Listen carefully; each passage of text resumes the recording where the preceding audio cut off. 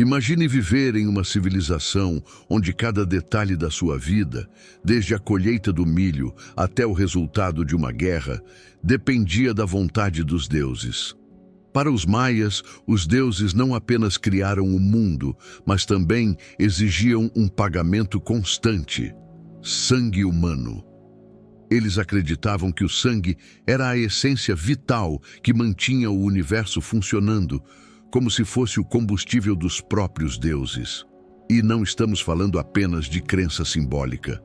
Para eles, se o sangue não fosse oferecido, o sol poderia deixar de nascer, as colheitas secariam e a própria ordem do mundo entraria em colapso. Por isso, a religião e os rituais sangrentos estavam presentes em todos os aspectos da sociedade maia. Enquanto hoje encaramos a vida como algo individual, os maias viam cada pessoa como parte de um ciclo cósmico, onde até o seu corpo podia ser usado como oferenda para manter o equilíbrio do mundo. Agora, imagine viver em um lugar assim, onde a qualquer momento você poderia ser chamado não para trabalhar, mas para se sacrificar em nome da sobrevivência de todos. Entre os maias, o processo de seleção das vítimas não era aleatório. Pelo contrário, ele seguia regras rígidas e crenças profundas. Os escolhidos podiam ser guerreiros capturados em batalhas, jovens considerados puros, ou até mesmo voluntários que acreditavam estar cumprindo um destino sagrado. Em muitos casos, os prisioneiros de guerra eram os preferidos, porque simbolizavam a vitória de um povo sobre o outro. Sacrificar um inimigo significava não apenas agradar aos deuses, mas também mostrar poder e autoridade diante da própria população. Mas havia momentos em que as vítimas vinham de dentro da comunidade.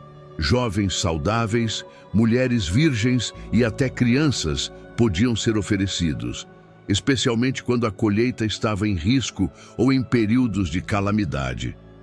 A pureza e a inocência dessas pessoas eram vistas como um presente mais valioso aos deuses. E aqui está o detalhe mais assustador. Para eles, esse destino não era considerado uma tragédia. Muitos acreditavam que ser escolhido era uma honra, pois significava participar diretamente da manutenção do equilíbrio cósmico. Agora, imagine viver com a incerteza constante de que sua vida poderia terminar em um altar, diante de milhares de pessoas. Você teria coragem de encarar isso como uma honra? Antes do sacrifício, as vítimas não eram simplesmente levadas ao altar. Existia todo um processo de preparação, carregado de simbolismo e mistério. Primeiro, elas eram purificadas com água e ervas, como forma de retirar qualquer impureza física ou espiritual. Em alguns casos, eram pintadas com tintas vermelhas ou negras, representando o sangue e a conexão com o submundo. Essa pintura transformava a pessoa comum em uma oferenda viva, já marcada para os deuses. Músicas, tambores e cânticos ressoavam durante todo o ritual, criando um clima intenso e aterrorizante.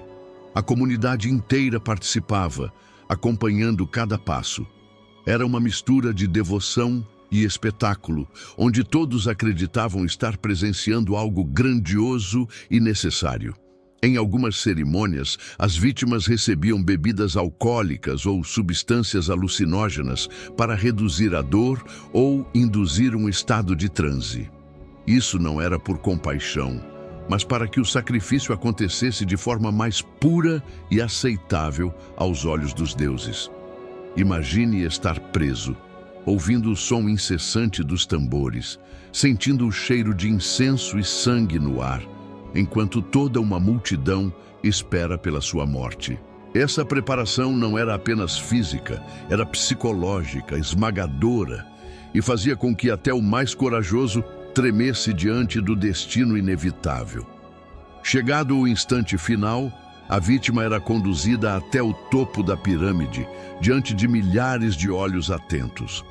O sol ardente iluminava cada detalhe, enquanto os sacerdotes, vestidos com trajes elaborados e máscaras que representavam deuses, se posicionavam ao redor do altar de pedra.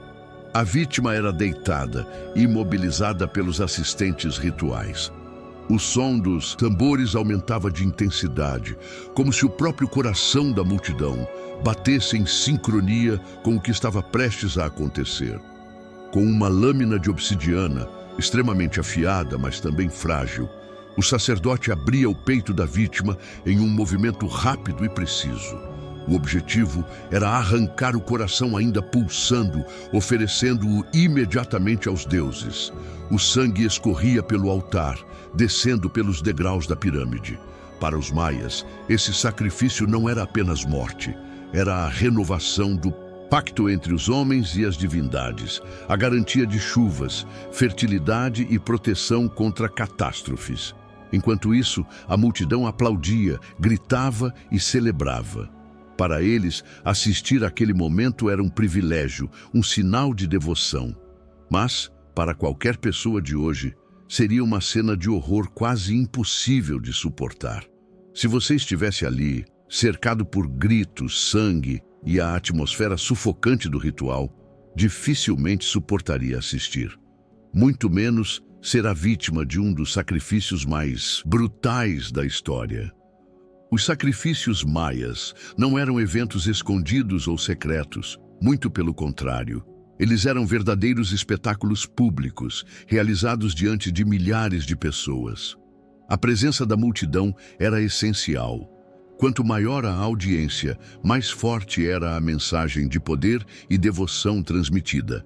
Para a população comum, assistir a esses rituais significava participar da ligação direta entre o mundo humano e o divino.